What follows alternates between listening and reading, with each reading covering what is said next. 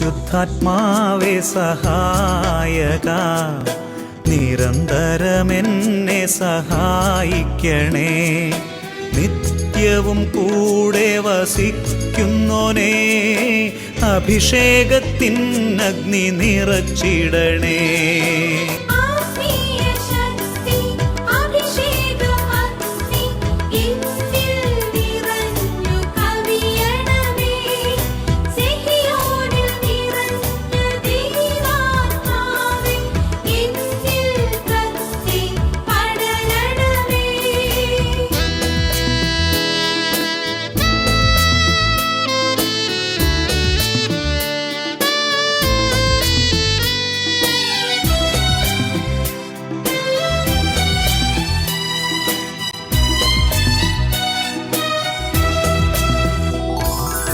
എന്നുള്ളിൽ നിറയുന്ന ദൈവിക ശക്തി ലൗകിക ശക്തിയെ തകർത്തിടുന്നു. പാപനീതി ന്യായ ബോധ്യങ്ങൾ ഹൃത്തിൽ നിറച്ചെന്നെ അഭിഷേകം.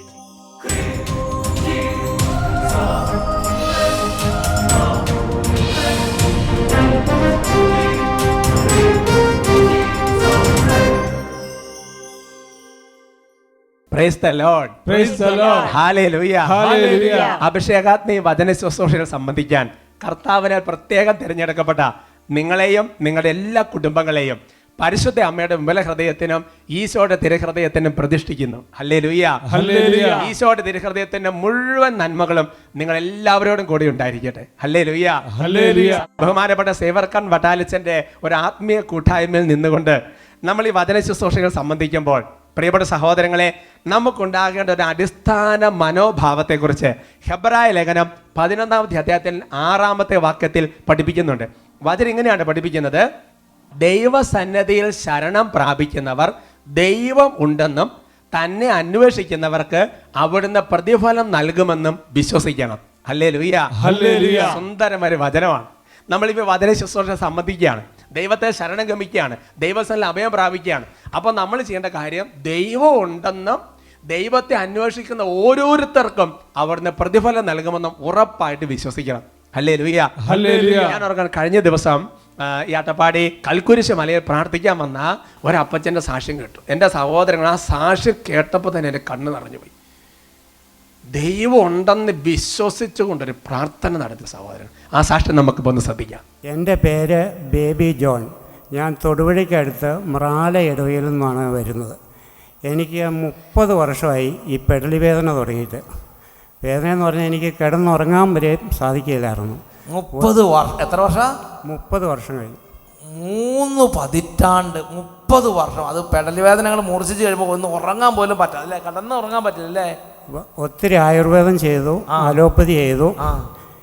ചില ദിവസങ്ങളിൽ 3 ഗുളിക വരെയും വേദനയുടെ ഗുളിക കഴിക്കുമായിരുന്നു. 3 പെയിൻ കില്ലർ കഴിച്ചാലും ഉറങ്ങാൻ പറ്റുന്നില്ല. കഴിഞ്ഞ മാസം 2-ാം വെള്ളിയാഴ്ച മലയിൽ പോയി പ്രാർത്ഥിച്ചു. ഈ 2019 ഒക്ടോബറിലെ 2-ാമത്തെ വെള്ളിയാഴ്ച ചേട്ടൻ ഇങ്ങോട്ട് വന്നു ഈ വേദനയോട് കൂടെ. എന്നിട്ട് അഭിഷേകാഗ്നി മലയിലേക്ക് പോയി അല്ലേ? കൽക്കുരിശ് മലയിലേക്ക് പോയി. ഞാൻ കൽക്കുരിശ് എൻ്റെ പെടലിൽ ചേർത്ത് വെച്ച് ഞാൻ പ്രാർത്ഥിച്ചു, ഈ വേദന മാറ്റി തന്നാൽ ഞാൻ ഇവിടെ ഒന്ന് സാക്ഷ്യപ്പെടുത്തിക്കാം. വിശ്വാസം കൊണ്ട് മാത്രം ചെയ്യാൻ പറ്റുന്നൊരു ശുശ്രൂഷയാണത്. ഇത് 30 വർഷമായി ചികിത്സിച്ചതാണ്. 30 വർഷമായി അലോപ്പതി ചെയ്തു, 30 വർഷമായി ആയുർവേദം ചെയ്തു, 30 വർഷമായി ഇതുപോലെ പെയിൻ കില്ലർ കഴിക്കാൻ തുടങ്ങിയിട്ട് സൗഖ്യമില്ല. അതുകൊണ്ട് വേദനയോടെ ചേട്ടൻ വന്നിട്ട് ആ മലയിൽ കൽക്കുരിശ ചെന്നിട്ട് ആ കൽക്കുരിശയിലേക്ക് വേദനയുള്ള കഴുത്ത് വെച്ച് പറഞ്ഞ്, എൻ്റെ ഈശോയെ എന്നെ സുഖപ്പെടുത്തണമേ എന്ന് പറഞ്ഞു. എങ്ങനെ പ്രാർത്ഥിച്ചത്? ഇവിടെ കുറേ പേർക്ക് വേദനയുള്ളവരുണ്ട്. എങ്ങനെ പ്രാർത്ഥിച്ചത്? എൻ്റെ കർത്താവേ, ഈ വേദന മാറിക്കഴിഞ്ഞാൽ ഞാനിവിടെ വന്ന് സാക്ഷ്യപ്പെടുത്തിക്കോളാം. എൻ്റെ കർത്താവേ, എൻ്റെ വേദന സുഖപ്പെടുത്തണം, ഞാനിവിടെ വന്ന് സാക്ഷ്യപ്പെടുത്താമെന്ന് പറഞ്ഞ് അങ്ങോട്ട് കരഞ്ഞ് പ്രാർത്ഥിച്ച് ഞാൻ 11:30 വീട്ടിൽ ചെന്നപ്പോഴത്തേക്കും എൻ്റെ വേദന മാറി. ഇവിടുന്ന് ശുശ്രൂഷ കഴിഞ്ഞ് ഉച്ച കഴിഞ്ഞ് വീട്ടിൽ പോയി. രാത്രി 11:30 ആയപ്പോൾ വീട്ടിലെത്തി. വീട് എവിടെയാ? തൊടുപുഴ അടുത്ത് കരിങ്കുന്നം. വീട് തൊടുപുഴ അടുത്ത് കരിങ്കുന്നത്താണ്. ഇവിടുന്ന് പോയി രാത്രി വീട്ടിലെത്തിയപ്പോൾ വേദന സമ്പൂർണ്ണമായും അപ്രത്യക്ഷമായി. തരി വേദനയില്ല. വേദനയില്ല. എനിക്ക് നോക്കത്തില്ലായിരുന്നു. മേലോട്ട് നോക്കത്തില്ലായിരുന്നു. അപ്പം മേലോട്ട് നോക്കാൻ പറ്റുമോ? ഒന്ന് എങ്ങനെ ആക്കിയേ? മുകളിലേക്ക് 30 വർഷമായിട്ട് മുകളിലേക്ക് ഇങ്ങനെ നോക്കാൻ പറ്റാത്ത സ്ഥിതിയായിരുന്നു. ഇപ്പം സുഖമായിട്ട് മുകളിലേക്ക് നോക്കാം അല്ലേ? സൈഡിലേക്കൊക്കെ നോക്കാം. സൈഡിലേക്ക് എത്ര വേണമെങ്കിലും തിരിയാം. മുകളിലേക്ക് നോക്കാം. പിന്നെ അതിന് ശേഷം ഒരു വേദന ഉണ്ടായില്ല. വേദന ഉണ്ടായിട്ടില്ല. ആ 2ാം വെള്ളിയാഴ്ചയോടുകൂടി കംപ്ലീറ്റ് ഹീലിംഗ് കൊടുത്ത്. നിങ്ങൾക്ക് സന്തോഷം വന്നാൽ യേശുവേന്ന് ഉച്ചത്തിൽ വിളിച്ച് കൈ ഉയർത്തി കൈയടിക്കണം.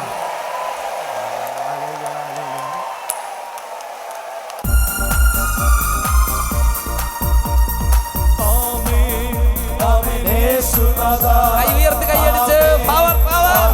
ദൈവപുത്ര ആമേൻ ആമേൻ സർവശക്ത നിത്യപിതാവേ ആമേൻ ആമേൻ യേശുനാഥാ ആമേൻ ആമേൻ ദൈവപുത്ര ആമേൻ ആമേൻ സർവശക്ത നിത്യപിതാവേ നിത്യപിതാവേ.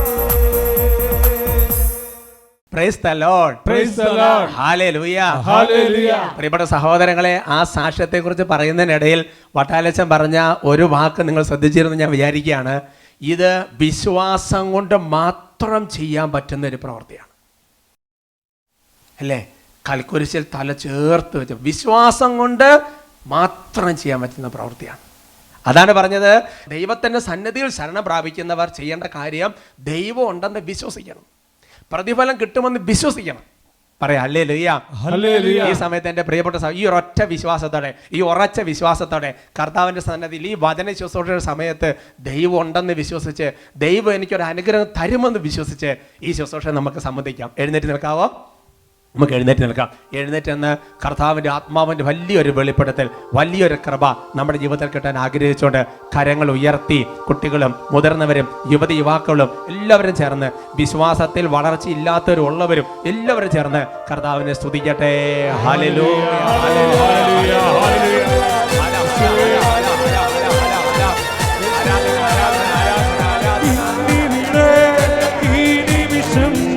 ദൈവശക്തി വെളിപ്പെടട്ടെ. കൈകളടിച്ച് ഇന്നിവിടെ ഈ നിമിഷം ദൈവശക്തി വെളിപ്പെടട്ടെ. ഇന്നും ജീവിക്കുന്ന യേശുവിന്റെ സാന്നിധ്യത്തെ ജനതകൾ കണ്ടിടട്ടെ. ഇന്നും ജീവിക്കുന്ന യേശുവിന്റെ സാന്നിധ്യത്തെ ജനതകൾ കണ്ടിടട്ടെ.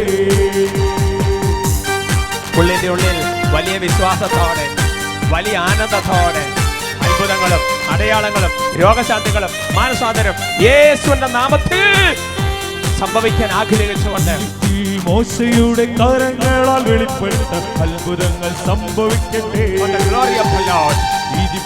മോശയുടെ കരങ്ങളാൽ വെളിപ്പെട്ട അത്ഭുതങ്ങൾ സംഭവിക്കട്ടെ. ഉന്നത ശക്തിയാൽ ചെങ്കടൽ പിളക്കപ്പെട്ട അടയാളങ്ങൾ സംഭവിക്കട്ടെ. ഉന്നത ശക്തിയാൽ ചെങ്കടൽ പിളക്കപ്പെട്ട അടയാളങ്ങൾ സംഭവിക്കട്ടെ. കൈകൾ ഉയർത്തി കൈയടിച്ച് ഇന്നിവിടെ ഈ നിമിഷം ദൈവശക്തി വെളിപ്പെടട്ടെ. വിശ്വസിക്കുന്നു. ഇന്നിവിടെ ഈ നിമിഷം ദൈവശക്തി വെളിപ്പെടട്ടെ. ഇന്നും ജീവിക്കുന്ന യേശുവിന്റെ സാന്നിധ്യത്തെ ജനതകൾ കണ്ടിടട്ടെ. സംഭവിക്കട്ടെ. ഇന്നും ജീവിക്കുന്ന യേശുവിന്റെ സാന്നിധ്യത്തെ ജനതകൾ കണ്ടിടട്ടെ. ജനതകൾ കണ്ടിടട്ടെ. ജനതകൾ കണ്ടിടട്ടെ. കരങ്ങൾ ഉയർത്തി ഒരിക്കൽ കൂടി സ്തുതിക്കുന്നു. ഹല ഹല ഹല ഹല ഹല ഹല. ഓരോ ഹൃദയങ്ങളും പ്രാർത്ഥിക്കുന്നു.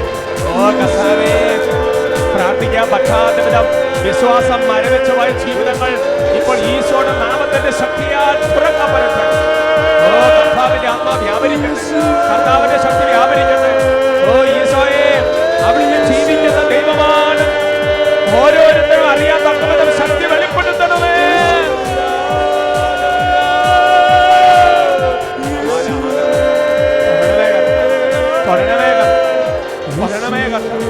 കൃപ നിറയ്ക്കണം, വിശ്വാസം നിറയ്ക്കണം, ശക്തിപ്പെടുത്തണേ.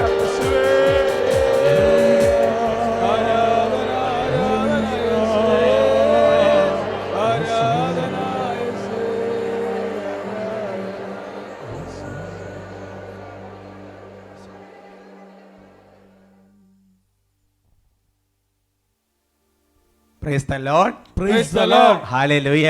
Hallelujah. നമുക്ക് സ്വസ്ഥാനങ്ങളിരിക്കാം. 139 സങ്കീർത്തനം 1, 2 തിരുവചനങ്ങൾ. കർത്താവിൻ്റെ ആത്മാവ് വെളിപ്പെടുന്ന ഇങ്ങനെയാണ്: കർത്താവെ, അവിടുന്ന് എന്നെ പരിശോധിച്ചറിഞ്ഞിരിക്കുന്നു. ഞാൻ ഇരിക്കുന്നതും എഴുന്നേൽക്കുന്നതും അവിടുന്ന് അറിയുന്നു. എൻ്റെ വിചാരങ്ങൾ അവിടുന്ന് അകലെ നിന്ന് മനസ്സിലാക്കുന്നു. സങ്കീർത്തകൻ കർത്താവിനെ മഹത്വപ്പെടുത്തിക്കൊണ്ട് പറയുക, ഓ കർത്താവേ, അങ്ങനെ തന്നെ പരിശോധിച്ചറിഞ്ഞിരിക്കുന്നു. എന്താണ് അറിഞ്ഞത്? എൻ്റെ വിചാരങ്ങൾ മുഴുവൻ അവിടുന്ന് മനസ്സിലാക്കിയിരിക്കുന്നു.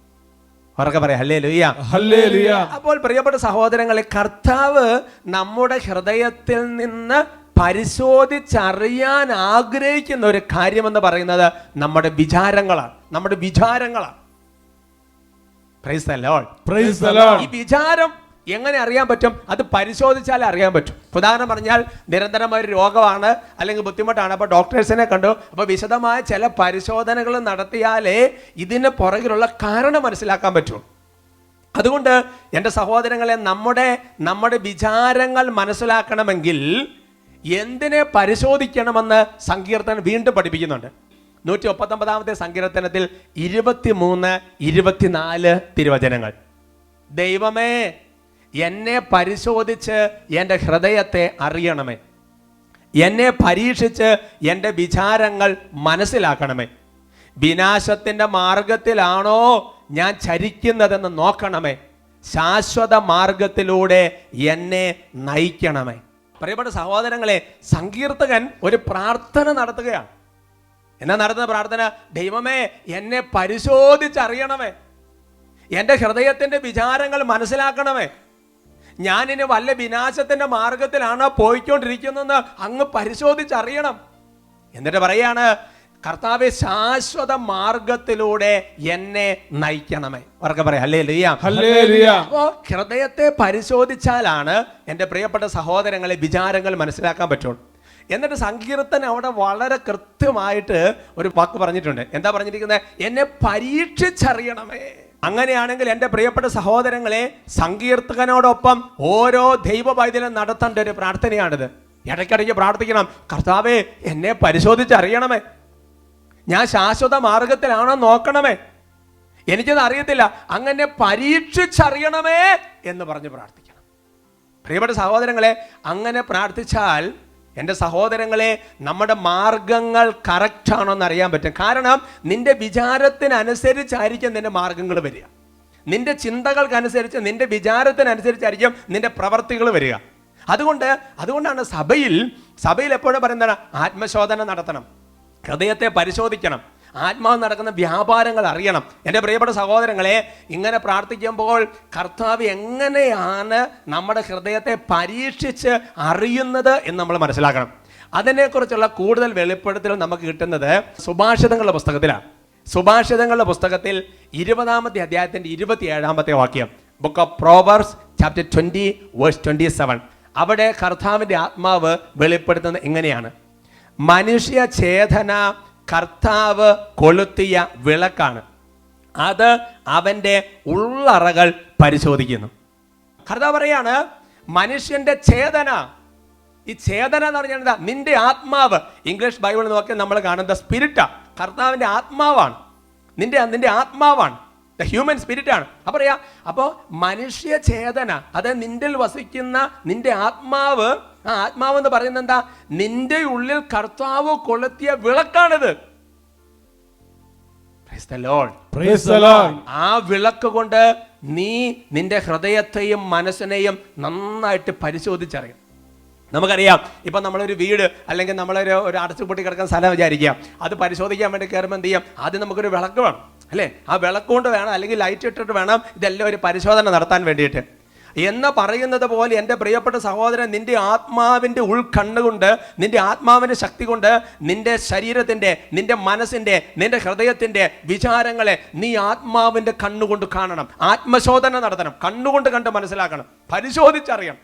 ഇങ്ങനെ നമ്മൾ പരിശോധിച്ചറിഞ്ഞാൽ പിന്നെ ചെയ്യുന്ന അടുത്ത പ്രവൃത്തി എന്താ? ഉദാഹരണം പറഞ്ഞാൽ നമ്മുടെ ഒരു പഴയ വീടുണ്ട്.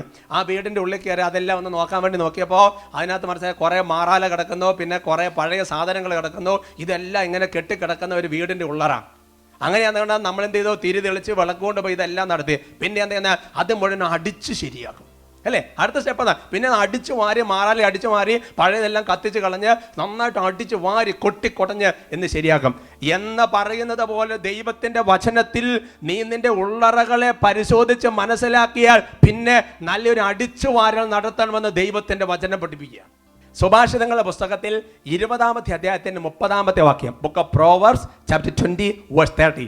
അവിടെ വചനം പഠിപ്പിക്കുന്നത് ഇങ്ങനെയാണ്: മുറിപ്പെടുത്തുന്ന താഠനങ്ങൾ ദുശീലങ്ങളെ നിർമ്മാർജ്ജനം ചെയ്യുന്നു, കനത്ത അടി മനസ്സിൻ്റെ ഉള്ളറകളെ ശുചിയാക്കുന്നു. എൻ്റെ പ്രിയപ്പെട്ട സഹോദരങ്ങളെ, നമ്മൾ ഒരു വീടിൻ്റെ ഉൾമുറികൾ ശുചിയാക്കാൻ വേണ്ടി അടിച്ചു വാരുന്നത് പോലെ തന്നെ കർത്താവിൻ്റെ ആത്മാവ് പറയാണ്, മുറിപ്പെടുത്തുന്ന താഠനങ്ങൾ, നിന്റെ ദുശീലങ്ങളെ, പൊടി പിടിച്ച ജീവിതത്തിന്റെ അവസ്ഥകളെ, മാറാല പിടിച്ച ജീവിതത്തിന്റെ അവസ്ഥകളെ, ആരും കാണാത്ത നിന്റെ ജീവിതത്തിന്റെ ഉൾക്കോണുകൾ ഒളിഞ്ഞിരിക്കുന്ന പാപ സ്വഭാവങ്ങളെ മുറിപ്പെടുത്തുന്ന താഠനങ്ങൾ നിർമ്മാർജ്ജനം ചെയ്ത് കളയും. ഹല്ലേലൂയ. കഴിഞ്ഞില്ല. കനത്ത അടി മനസ്സിന്റെ ഉള്ളറകളെ, കനത്ത അടി മനസ്സിന്റെ ഉള്ളറകളെ ശുചിയാക്കും. എൻ്റെ പ്രിയപ്പെട്ട സഹോദരങ്ങളെ, അപ്പോൾ കർത്താവിൻ്റെ ആത്മാവ് എങ്ങനെയാണ് ഒരു മനുഷ്യൻ്റെ അല്ലെങ്കിൽ ഒരു മനുഷ്യനെ എങ്ങനെ പരീക്ഷിച്ച് പരിശോധിച്ച് അറിയുന്നത്? ഞാൻ ഓർക്കുന്നുണ്ട്, വളരെ വർഷങ്ങൾക്ക് മുമ്പ് ഒരു ശുശ്രൂഷകൻ എന്നോട് പറഞ്ഞ കാര്യം ഓർക്കുക. ആ ശുശ്രൂഷ ഒരു സ്ഥലത്ത് ശുശ്രൂഷ ചെയ്തുകൊണ്ടിരിക്കുക. അങ്ങനെ ശുശ്രൂഷ ചെയ്തുകൊണ്ടിരിക്കുന്ന സമയത്ത് അദ്ദേഹം ഒരു ശുശ്രൂഷ നടന്നുകൊണ്ടിരിക്കുകയാണ്. അപ്പോൾ ശുശ്രൂഷ ചെയ്യുമ്പോൾ കുറച്ചൊരു ഡിസോർഡറും കുറച്ച് പ്രോബ്ലമൊക്കെ ഉണ്ടായി. അത് സംഭവിച്ചത് വേറൊരു ശുശ്രൂഷകനാണ് അത് സംഭവിച്ചത്. അപ്പോൾ ആ ശുശ്രൂഷകൻ പോയി, ഈ ശുശ്രൂഷകൻ ആ സ്ഥലത്ത് വന്ന് നിൽക്കുമ്പോൾ ആ ശുശ്രൂഷ ലീഡ് ചെയ്തിരുന്ന ആൾ വന്നു. ആൾ നോക്കിയപ്പോൾ ഒരുപാട് കാര്യങ്ങൾ ഡിസോർഡറായിട്ട് കിടക്കുകയാണ്. ഉടനെ ശരിക്കും ഇദ്ദേഹത്തിന് തെറ്റുകാരനല്ല, പക്ഷേ വളരെ ശക്തമായിട്ട് നല്ല താക്കീതും കൊടുത്ത് വഴക്കം പറഞ്ഞ് ശരിക്കും നന്നായിട്ട് അങ്ങോട്ട് ശാസിച്ചു, നല്ല ക്ലിയറായിട്ട് അങ്ങോട്ട് ശാസിച്ചു. അതിനുശേഷം ശുശ്രൂഷകൻ എന്നോട് പിന്നീട് ഷെയർ ചെയ്ത കാര്യം ഞാൻ ഓർക്കാണ്. അതായത് സത്യത്തിൽ ഞാനല്ല അതിനകത്തെ തെറ്റുകാരൻ, വേറെ ആളാണ് തെറ്റ് ചെയ്തത്. കാരണം കൂടാതെയാണ് എനിക്കൊരു വഴക്ക് കിട്ടിയത്. ആ ഒരു വഴക്ക് കിട്ടിക്കഴിഞ്ഞപ്പോൾ സത്യത്തിൽ എൻ്റെ സംഭവിച്ചത്, ഞാൻ അതിൽ തെറ്റുകാരനല്ലായിരുന്നുവെങ്കിലും വേറെ കുറേ സംഗതികൾ എൻ്റെ ഉള്ളിലുണ്ടായിരുന്നു. ആ ഒരു മുറിപ്പെടുത്തുന്ന താഠനം കിട്ടിയപ്പോൾ, ഒരു കനത്ത അടി കിട്ടിയപ്പോൾ എൻ്റെ ഉള്ളിലുണ്ടായിരുന്ന വേറെ കുറേ പിശാചുകൾ ചാടിപ്പോയി. പറഞ്ഞു ഹല്ലേലൂയ. ഹല്ലേലൂയ. എങ്ങനെയുണ്ട് പരിപാടി സഹോദരങ്ങളെ? പറയാം ഹല്ലേലൂയ. ഹല്ലേലൂയ. വേറെ ഉദാഹരണം പറയാം. ഇപ്പോൾ നമ്മളൊരു പാമ്പിനെ അടിച്ച് കൊല്ലാൻ വേണ്ടി പാമ്പിൽ പോകുന്നത് കണ്ടു, നമ്മൾ മുട്ട ഒരു വടി എടുത്തുകൊണ്ട് അതിന് പുറകെ പോവാം. അപ്പോൾ പാമ്പ് ഒരു ചപ്പിനകത്തേക്ക് കയറി നമുക്ക് മനസ്സിലായി, വേറെ എങ്ങും ഗ്യാപ്പില്ല, പാമ്പ് ചപ്പിൻ്റെ അടിയിലുണ്ട്. നമ്മൾ എന്ത് ചെയ്തോ, ഒരു മുട്ടം വടിയെടുത്ത് ആ ചപ്പിൻ്റെ നടുവ് നോക്കി പാമ്പിൻ്റെ ഉള്ളിൽ വെച്ചാൽ നല്ല ഒറ്റ അടി അങ്ങ് അടിച്ചു. എന്താ സംഭവിക്കുന്നത്? പാമ്പ് വാസത്തിൽ വേറൊരു വഴിക്ക് ഇറങ്ങിപ്പോയി. പക്ഷെ എന്താ സംഭവിച്ചാൽ അതിൻ്റെ ഉള്ളിൽ കുറച്ച് തവളി ഇരിപ്പുണ്ടായിരുന്നു, കുറച്ച് ഓന്തിരിപ്പുണ്ടായിരുന്നു, കുറച്ച് അറിഞ്ഞ മറ്റേ ജീവികളൊക്കെ ഉണ്ടായിരുന്നു. ഈ അടി ചെന്നപ്പോൾ ആ ജീവികളെല്ലാം പുറത്തിയാടിപ്പോയി. എന്ന് പറയുന്നത് പോലെ എൻ്റെ ദൈവ പൈതലേ, നിന്റെ ജീവിതത്തിലുണ്ടല്ലോ, മനസ്സിന് കനത്ത മുറിവേൽക്കുമ്പോൾ, മനസ്സിന് കനത്ത അടി കിട്ടുമ്പോൾ, നിന്റെ ജീവിതത്തിൽ കനത്ത പ്രഹരം കിട്ടുമ്പോഴാണ് നിന്റെ ഉള്ളിരിപ്പ് പുറത്ത് ചാടുന്നത്. പറഞ്ഞ ഹല്ലേലൂയ. കർത്താവിനോട് സങ്കീർത്തനം പ്രാർത്ഥിക്കുക, എന്നെ പരിശോധിച്ചറിയണമേ, എന്നെ പരിശോധിച്ചറിയണമേ. കാരണം പരീക്ഷിച്ചാലേ മനസ്സിൽ പറയാൻ പറ്റുള്ളൂ. ഞാൻ ഓർക്കാണ്, വട്ടാലച്ചൻ പണ്ട് വർഷങ്ങൾക്ക് മുമ്പ് പറഞ്ഞു ഓർക്കുക, നല്ലൊരു പിടുത്തം പിടിച്ചു നോക്കിയാലേ അറിയാത്ത ഉള്ളിലിരിപ്പ് അറിയത്തുള്ളൂ. ശരിക്കും എൻ്റെ പ്രിയപ്പെട്ട സഹോദരങ്ങളെ, ശക്തമായ പിടുത്തം വരുമ്പോൾ ചാണകക്കൊഴിയുന്ന പുഴുക്കൾ പുറത്തേക്ക് വരുന്നത് പോലെ ആയിരിക്കും ഹൃദയത്തിൻ്റെ ഉള്ളിൽ നിന്ന് ഒരുപാട് സാധനങ്ങൾ പുറത്തേക്ക് വരുന്നത്. കനത്ത അടി മനസ്സിൻ്റെ ഉള്ളറകളെ ശുചിയാക്കും. ദുശീലങ്ങൾ നിന്റെ ജീവിതം നിർമ്മാർജ്ജനം ചെയ്ത് കളയും. ഇങ്ങനത്തെ അടി കിട്ടിക്കഴിയുമ്പോൾ ഇങ്ങനത്തെ ചില സ്വഭാവങ്ങൾ നമ്മുടെ ഉള്ളിൽ ഉണ്ടെന്ന് മനസ്സിലാക്കാൻ പറ്റുള്ളൂ. നിങ്ങൾ എന്തിച്ചു നോക്ക്, നമ്മുടെ ആഗ്രഹത്തിന് വിരുദ്ധമായ ഒരു പൊട്ടിത്തെറിയും ഒരു ചീത്ത പറച്ചിലും ഒരു സംഗതിയും കൂടെ വരുമ്പോഴേ നമ്മുടെ ഉള്ളിൽ ഒറിജിനൽ പാമ്പ് പുറത്തേക്ക് വരുള്ളൂ. അതുവരെ ചപ്പിൻ്റെ അടിയിൽ അതിങ്ങനെ കിടക്കുവാണ്. അത് വളരെ കൃത്യമായിട്ട് എൻ്റെ പ്രിയപ്പെട്ട സഹോദരങ്ങളെ പുതിയ നിയമത്തിൽ ഈശോ മിശിഹാ പഠിപ്പിച്ചിട്ടുണ്ട്. മത്തായിയുടെ സുവിശേഷം 15-ാമത്തെ അധ്യായത്തിൻ്റെ 18-19 വാക്യങ്ങളിൽ ഈ കാര്യങ്ങൾ വ്യക്തമായിട്ട് വെളിപ്പെടുത്തുന്നുണ്ട്. അവിടെ വചനം പഠിപ്പിക്കുന്നത് ഇങ്ങനെയാണ്: എന്നാൽ വായിൽ നിന്ന് വരുന്നത് ഹൃദയത്തിൽ നിന്നാണ് പുറപ്പെടുന്നത്, അത് മനുഷ്യനെ അശുദ്ധനാക്കുന്നു. ദുശ്ചിന്തകൾ, കൊലപാതകം, പരസംഗം, വ്യഭിചാരം, മോഷണം, കള്ളസാക്ഷ്യം, പരദൂഷണം, ഇവയെല്ലാം ഹൃദയത്തിൽ നിന്നാണ് പുറപ്പെടുന്നത്. അതുകൊണ്ട് എൻ്റെ പ്രിയപ്പെട്ട സഹോദരൻ, നീ ചിന്തിച്ചു നോക്ക്, നിന്റെ മനസ്സിന് ശക്തമായിട്ടൊരു മുറിവേൽക്കുമ്പോൾ, നിന്റെ ഹൃദയത്തിന് ക്ഷതം വെക്കുമ്പോൾ, നിന്റെ വായിൽ നിന്ന് വരുന്ന വാക്കുകൾ, നീ മറ്റുള്ളവർ പറയുന്ന സെന്റൻസുകൾ, നമ്മൾ പറയുന്ന റിയാക്ഷൻസ്, നമ്മൾ പലതരത്തിലുള്ള പെരുമാറ്റ രീതികൾ, അതാണ് പ്രിയപ്പെട്ട സഹോദരങ്ങൾ. അതുകൊണ്ട് നിന്റെ ജീവിതത്തിൽ ഒട്ടും പ്രതീക്ഷിക്കാത്ത തരത്തിലുള്ള ചില പ്രഹരം, ഒട്ടും പ്രതീക്ഷിക്കാത്ത വ്യക്തികളിൽ നിന്ന് വരുമ്പോൾ നീ ഓർക്കണം, ഇതിന് പുറകിൽ ഒരു ദൈവത്തിന്റെ കരമുണ്ട്. എന്തിനാ? നിന്റെ മനസ്സിൽ ഈ കാര്യത്തിൽ നീ നിരപരാധിയായിരിക്കാം, ഈ കാര്യത്തിൽ നിസ്സഹായനായിരിക്കാം, നീ മനസ്സാ വാച അറിയാത്ത കാര്യത്തിന് വേണ്ടിയിട്ടായിരിക്കും എൻ്റെ പ്രിയപ്പെട്ട സഹോദരൻ നീ നിന്നുകൊടുത്തത്. പക്ഷെ നീ ഓർക്കണം, നിന്റെ ഹൃദയത്തിന്റെ ഉള്ളറകളിൽ പതുങ്ങിക്കിടക്കുന്ന മറ്റു പലതിനെയും ദൈവം പരിപൂർണമായിട്ട് അടിച്ച് തെളിച്ച് എന്ന് പറയുന്നത് പോലെ ഒരു ക്ലീനിങ് കർത്താവ് നടത്തിക്കൊണ്ടിരിക്കുന്ന സമയമാണ്, അല്ലേ? കനത്തടി മനസ്സിന്റെ ഉള്ളറകളെ ശുചിയാക്കും. അതുകൊണ്ട് എൻ്റെ നിങ്ങൾ ചിന്തിച്ച് നോക്കിയേ, നമ്മുടെ ജീവിതത്തിൽ ചില ദുശീലങ്ങൾ ഒഴിവാക്കാൻ വേണ്ടി എത്ര കാലം നമ്മൾ മധ്യസ്ഥം വെച്ച് പ്രാർത്ഥിക്കുന്നു. കനത്ത അടി വരുമ്പോൾ ചില ദുശീലം വരെ ഒഴിവായി പോകും.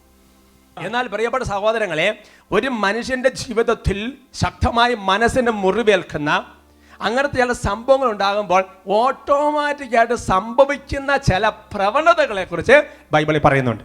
അത് നമ്മൾ വായിക്കുന്നത് 73-ാമത്തെ സങ്കീർത്തനത്തിൽ 21-22 വാക്യങ്ങളാണ്. അവിടെ വചനം പഠിപ്പിക്കുന്നത് ഇങ്ങനെയാണ്: എൻ്റെ ആത്മാവിൽ കയ്പ് നിറഞ്ഞപ്പോൾ, എൻ്റെ ഹൃദയത്തിന് മുറിവേറ്റപ്പോൾ ഞാൻ മൂഢനും അജ്ഞനുമായി തീർന്നു.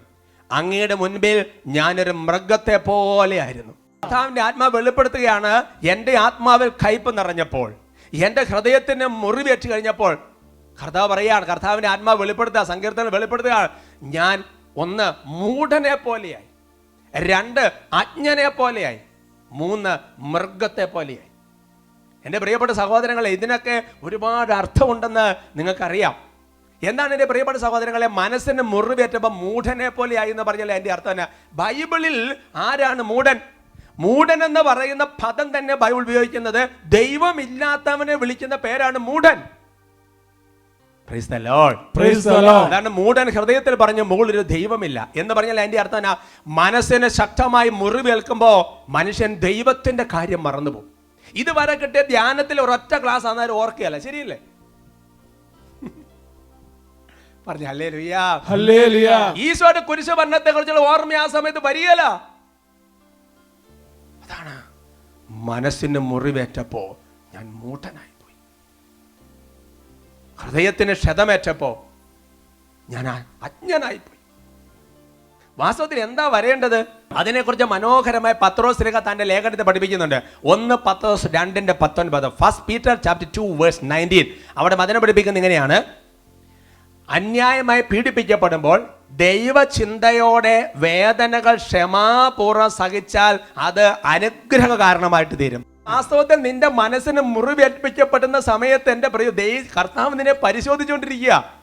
ആ സമയത്ത് ഇത് ക്ഷമാപൂർവ്വം സഹിച്ചാൽ നീ അനുഗ്രഹ കാരണമായിട്ട് തീരും. പ്രിയപ്പെട്ട സഹോദരങ്ങളെ, കർത്താവ് നിന്നെ പരിശോധിച്ചറിയും. എന്നിട്ട് പറയും, റൈറ്റ്, നീ ശാശ്വത മാർഗത്തിലാണ് പോയിക്കൊണ്ടിരിക്കുന്നതെന്ന് പറയും. നീ ശാശ്വത മാർഗത്തിലാണ് സഞ്ചരിച്ചുകൊണ്ടിരിക്കുന്നത്. ദൈവത്തിന്റെ ആത്മാവ് നിനക്കൊരു സർട്ടിഫിക്കറ്റ് തരുമെന്ന് വചനം വെളിപ്പെടുത്തുക.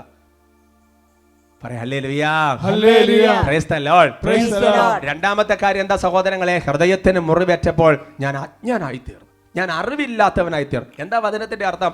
ബൈബിളിൽ അറിവില്ലാത്തവനെന്ന് പറഞ്ഞാൽ അറിയാം, വചനമില്ലാത്തവനാണ് ബൈബിളിൽ അറിവില്ലാത്തവൻ. ലൗകിക വിജ്ഞാനമല്ല, വചനത്തെ കുറിച്ചുള്ള അറിവില്ലാത്തവനാണ് എൻ്റെ പ്രിയപ്പെട്ട സഹോദരങ്ങളെ അജ്ഞൻ. അതുകൊണ്ട് ഹോസിയ പ്രവചനത്തിൽ വചനം പഠിപ്പിക്കുന്നുണ്ട്, എൻ്റെ ജനം അറിവില്ലാത്തത് കൊണ്ട്, വിജ്ഞാനമില്ലാത്തത് കൊണ്ട്, വചനമില്ലാത്തത് കൊണ്ട് നശിച്ചു പോകുന്ന വചനം വെളിപ്പെടുത്തുന്നത്. അതിൻ്റെ അർത്ഥം എന്നാ? എൻ്റെ സഹോദരൻ, നമ്മളുടെ ഹൃദയത്തിന് ശക്തമായിട്ട് വേദന ഉണ്ടാകുന്ന അനുഭവങ്ങളിൽ ഈ വചനത്തെക്കുറിച്ചുള്ള ഓരോ ഓർമ്മയും നമ്മുടെ മനസ്സിൽ ചിലപ്പോൾ ഇല്ലാതെ പോകും, അല്ലേ? എത്ര വചനം പഠിച്ചതാ? കുത്തിയിരുന്ന് എഴുതി പഠിച്ചതല്ലേ? അജ്ഞനായി തീർന്നു, മനസ്സിന് മുറിവേറ്റു. കാരണം വചനത്തെക്കുറിച്ചൊരു ഓർമ്മയില്ല, ഇത് വരുന്ന ബ്ലെസ്സിങ്ങിനെ കുറിച്ചൊരു ചിന്തയില്ല. മൂന്നാമത്തെ കാര്യം എന്താ? ഞാനൊരു മൃഗത്തെ പോലെയായി. എൻ്റെ പ്രിയപ്പെട്ട സഹോദരങ്ങളെ, എൻ്റെ ചില മൃഗങ്ങൾ പറഞ്ഞില്ലേ, ഈ മൃഗത്തെ ഉപദ്രവിച്ച് വിടുന്നത് നല്ലതല്ല. കാരണം എന്താ? അത് പകരം വീട്ടും. നിങ്ങൾ ഇന്ന് നോക്ക്, ഈ ഭൂമിയിൽ മിക്ക മൃഗങ്ങളും കാര്യം എന്താ ചെയ്യുക? ഒന്ന് കടിച്ചാൽ അപ്പം തന്നെ തിരിച്ച് കടിക്കുമല്ലേ? നിന്നയ്ക്ക് പകരം നിന്ന, പകരത്തിന് പകരം. അവനിട്ട് തിരിച്ചു വന്ന് കൊടുത്താലൊരു മനസമാധാനം കിട്ടുകയുള്ളൂ. എൻ്റെ പ്രിയപ്പെട്ട സഹോദരൻ, അതുകൊണ്ട് നമ്മൾ വളരെ വ്യക്തമായിട്ട് ഈ കാര്യം മനസ്സിലാക്കണം. എൻ്റെ പ്രിയപ്പെട്ട സഹോദരങ്ങളെ, കർത്താവിൻ്റെ ആത്മാവ് നിന്നെ മുറിപ്പെടുത്തുമ്പോൾ കർത്താവിൻ്റെ ആത്മാവ് നിന്നെ ശുദ്ധീകരിക്കുകയാണ്, നിന്നെ പരിശോധിക്കുകയാണ്. നീ ഏത് മാർഗത്തിലാണെന്ന് കാണിച്ചു തരാൻ വേണ്ടി കർത്താവിൻ്റെ ആത്മാവ് പരിശ്രമിക്കുമ്പോൾ, എൻ്റെ പ്രിയപ്പെട്ട സഹോദരങ്ങളെ, മൂഢനാകരുത്, അജ്ഞതയുള്ളവനാകരുത്, വചനമില്ലാത്തവനാകരുത്, ദൈവമില്ലാത്തവനാകരുത്, നീ ഒരു മൃഗത്തെ പോലെ ആകരുത്. അതുകൊണ്ട് എൻ്റെ പ്രിയപ്പെട്ട സഹോദരങ്ങളെ, ദൈവത്തിൻ്റെ പരിശുദ്ധാത്മാവ് നിന്നെ വിശുദ്ധീകരിച്ച് സ്വർഗത്തിലേക്ക് കൊണ്ടുപോകാൻ വേണ്ടിയുള്ള പല തരത്തിലുള്ള പരിശോധനകൾ നടത്തുമ്പോൾ, എൻ്റെ പ്രിയപ്പെട്ട സഹോദരൻ, അടിപതറി നിലത്ത് വീഴുന്ന കർത്താവിൻ്റെ ആത്മാവ് നമ്മളെ പഠിപ്പിക്കുകയാണ്. അതുകൊണ്ട് എൻ്റെ പ്രിയപ്പെട്ട സഹോദരങ്ങളെ, തുറന്നു വരുന്ന ആരാധനയുടെ സമയത്ത് നമ്മുടെ ഹൃദയം മുഴുവൻ കർത്താവിന് മുമ്പിൽ സമർപ്പിച്ച് നല്ലൊരു ആത്മപരിശോധനയ്ക്ക് വേണ്ടി നമുക്കൊരുങ്ങാം.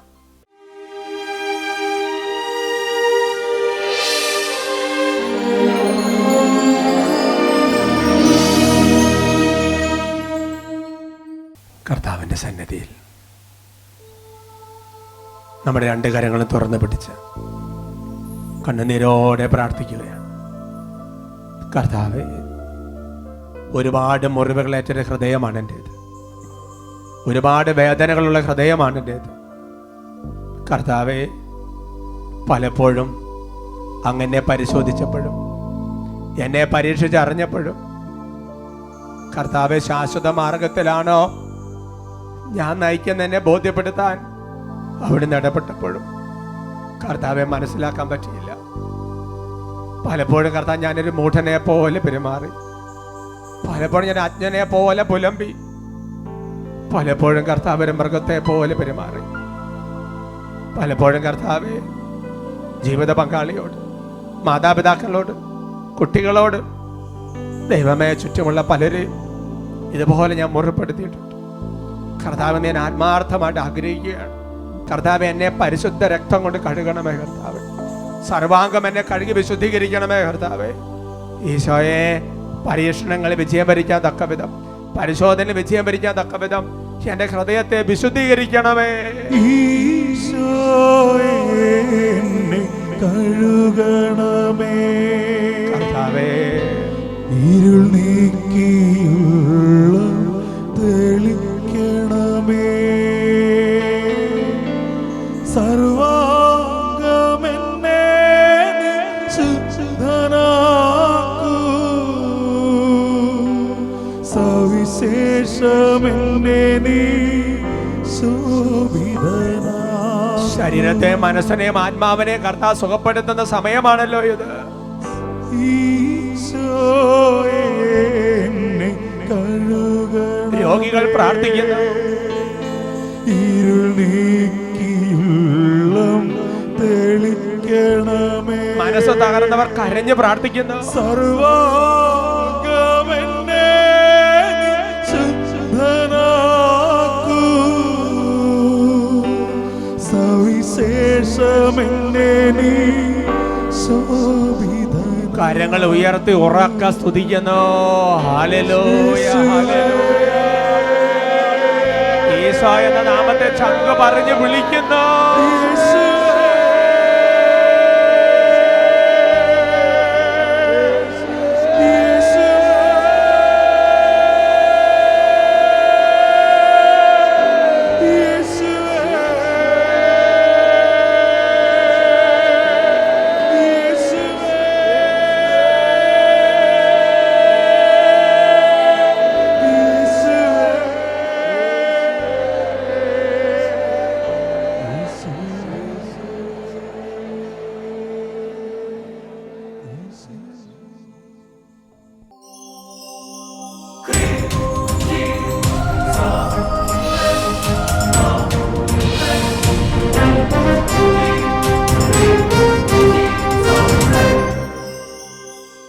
ആരാധിക്കാം ഈ ജീവിതം തന്നതിനായിരമായിരം നന്ദി കർത്താവേ.